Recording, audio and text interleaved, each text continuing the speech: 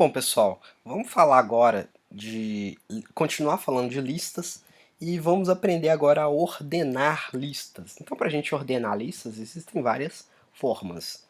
Eu vou mostrar para vocês algumas delas. Então, eu vou criar uma lista aqui, chamada lista, e vou colocar alguns valores na minha lista.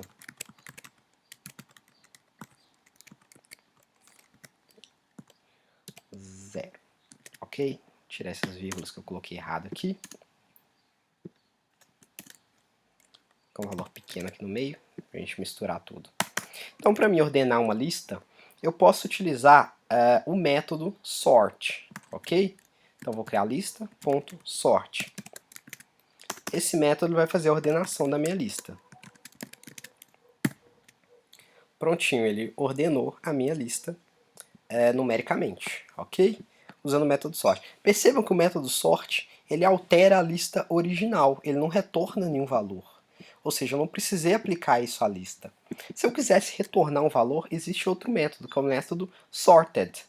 Então o método sorted, o método não, é uma função própria, que ela força a ordenação, mas ela requer que você retorne um valor. Então eu vou colocar o sorted na minha lista.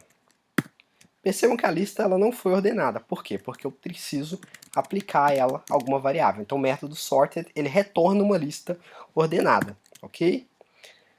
E o método sort ele simplesmente altera a lista que já existe. Se eu quiser, por exemplo, ordenar decrescente, de maneira decrescente, como é que eu faço isso? Eu utilizo esse parâmetro aqui, que é o parâmetro reverse, e eu coloco o valor true, ok? E ele vai reverter a minha lista. Bom, outra coisa que eu poderia fazer é inverter a minha lista. Por que eu inverteria a minha lista? Eu vou pegar, por exemplo, o último valor, passar ele para ser primeiro, penúltimo para ser o segundo. Então, para isso, eu vou usar a função inverse, ok? E essa função irá inverter. Inverse. Perdão, reverse. O método reverse vai reverter a minha lista, pegando o último elemento, passando para o primeiro, primeiro para o último e assim sucessivamente, ok? Então, a função reverse vai fazer a reversão da minha lista. Eu poderia também aplicar esses métodos a listas numéricas. Vou criar uma segunda lista, lista 2, recebe bola, abacate, dinheiro, coisas totalmente aleatórias.